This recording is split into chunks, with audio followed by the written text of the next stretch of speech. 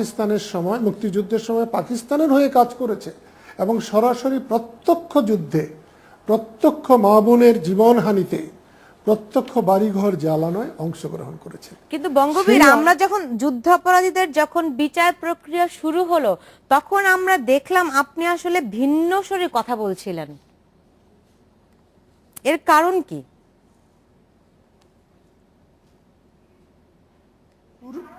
আপনার সুর আমি বুঝতে পারিনি, আবার বললেন।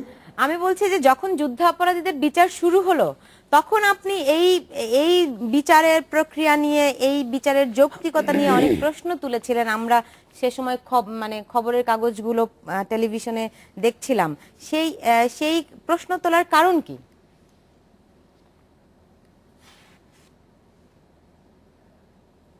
আমি এই বিচার, যুদ্ধাপরাধীদের বিচার আমি সর্বান্তঃকরণে চাই, বাংলাদেশের অগণিত মানুষ চায়।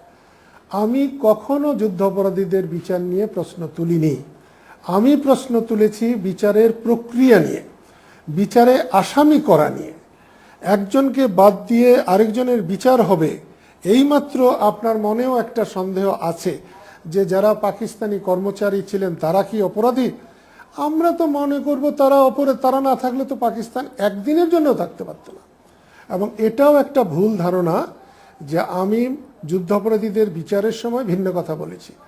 আমি প্রকৃত যুদ্ধাপরাধীদের বিচার চাই এবং সেখানে কেউ বিএনপি করলে তার বিচার হবে, কেউ আওয়ামী লীগ করলে তার বিচার হবে না। প্রকৃত যুদ্ধাপরাধীদের বিচার, প্রকৃত যুদ্ধাপরাধী কারা? তাহলে কি গোলাম আজম, নিজামী, মুজাহিদ এরা কি প্রকৃত যুদ্ধাপরাধী নয়?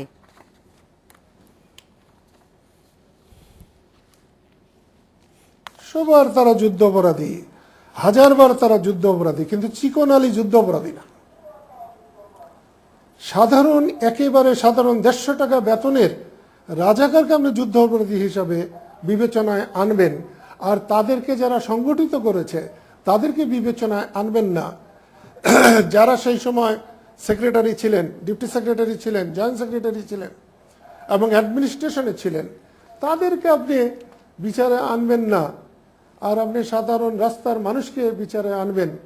আর এই যে বড় বড় যারা জামাতের লোক, যারা রাজনৈতিকভাবে সমর্থন করেছে, যারা প্রত্যক্ষভাবে সমর্থন নয় কুকর্মে অংশগ্রহণ করেছে, মানুষ হত্যায় অংশগ্রহণ করেছে, মা বোনের ইজ্জত হানিতে অংশগ্রহণ করেছে, তাদেরকে অপরাধী বলবো না তো কাকে অপরাধী বলবো? জি, আমরা আপনার উত্তরটা বুঝতে পেরেছি।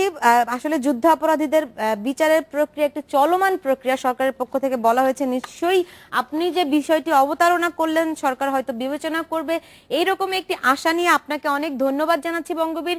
আর সেই সঙ্গে নিচ্ছি একটা ছোট্ট বিরতি, আমাদের সঙ্গেই থাকুন।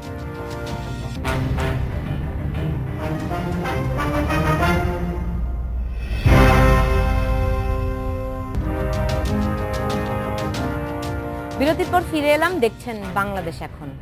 জি জনাব কাজী ফিরোজ রশিদ, আপনার কাছে এবার একটু আগেই আসতে চাই, কারণ সময় আমাদের খুবই কম। সেটা হচ্ছে যে গত পরশুদিন এসটি ইমাম ছাত্রলীগের উদ্দেশ্যে কিছু কথা বলেছেন যে তাদের শুধু লিখিত পরীক্ষায় ভালো করলেই চলবে, ভাইবা বা অন্যান্য যা যা আছে এটি তারাই দেখবেন। এবং গতকাল বিএনপি মির্জা ফখরুল ইসলাম আলমগীর অভিযোগ করেছেন যে এসটি ইমামের এই বক্তব্য দলীয়করণের প্রমাণ।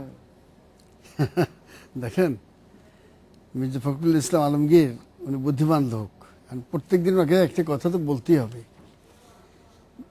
একটি দল ক্ষমতায়, তো ক্ষমতায় দল থাকলে দলীয়করণ হবে না, নির্দলীয়করণ হবে, ওনাকে নেবে নাকি?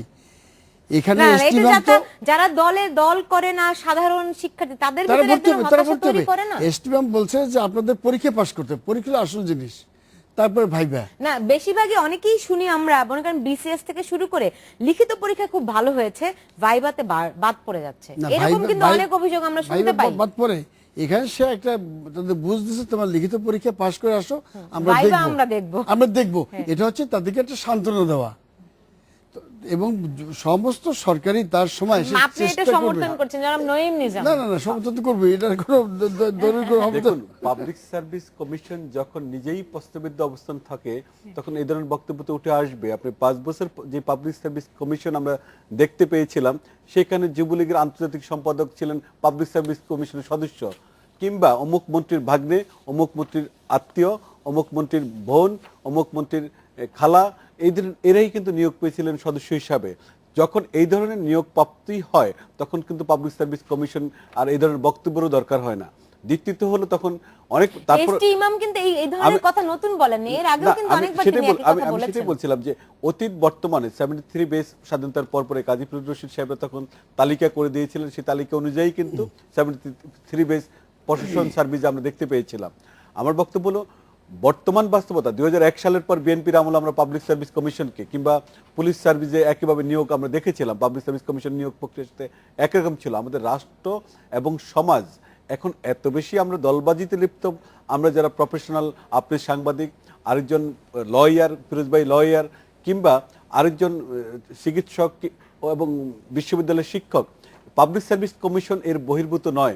এরশাদ আমলের একটা কথা আমি শুধু যোগ করছি, পজিটিভ সাইড, স্বৈরাচারী আমলগুলোতে এগুলো কম হয়েছিল। আপনি যদি দেখেন, আমি সমর্থন করছি না স্বৈরাচারী আমলকে, সেই সময় কিন্তু আমরা দেখেছিলাম, আমরা না সব সময় না একটু পিছনে চলে যাই, ওমুকে এটা এতখানি করেছে, আমরা এতখানি কম করছি। হ্যাঁ, কিন্তু করছে, কিন্তু কম হোক বেশি, কম বেশি আমি সেটাই বললাম। পাবলিক সার্ভিস কমিশন এই কম্পেয়ার করে, এই তুলনা করে আমরা কি একটি খারাপ জিনিসকে আসলে প্রমোট করি না? আমি শেষ করছি যে প্রতিষ্ঠান যদি না দাঁড়ায়, মূল কথাটা আমার যেটা, প্রতিষ্ঠান যদি আপনার না দাঁড়ায় এই ধরনের কর্মকাণ্ড ঘটতেই থাকবে।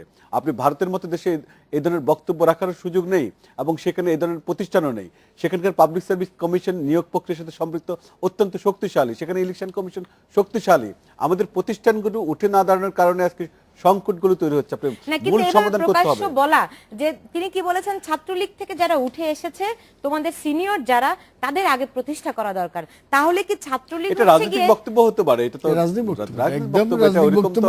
এটা সবাই করছে। সাধারণ মানুষের কাছে এটি আসলে কি বার্তা এটা দেয়? অতি কথন। আমি একটু যোগ করছি আপনার শেষ পর্যায়ে, যে আওয়ামী লীগের যার যেটা বক্তব্য রাখার কথা নয় তিনি সেটি রাখেন, এবং এই অতি কথন আওয়ামী লীগ গত 5টি বছরও অনেক সর্বনাশ ডেকে এনেছিল। এইবারও কিন্তু একই প্রক্রিয়া কম, আগের চেয়ে কম, আগের চেয়ে কম, কিন্তু কমেনি, কিন্তু অতি কথন কম। আমরা শুনতে পেরেছি সরকার কে কি বলছে এই বিষয়গুলি নাকি মনিটর করছে। আমরা দেখবো হয়তো ভবিষ্যতে আসলে কোনো ফলাফল আসে কিনা। আপনাদের দুজনকে অনেক ধন্যবাদ আজকে স্টুডিওতে আসার জন্য। দর্শক, আপনাদেরকে অনেক ধন্যবাদ এতক্ষণ আমাদের সঙ্গে থাকার জন্য। আপনারা সবাই ভালো থাকুন, সুস্থ থাকুন এবং অবশ্যই নিরাপদে থাকুন।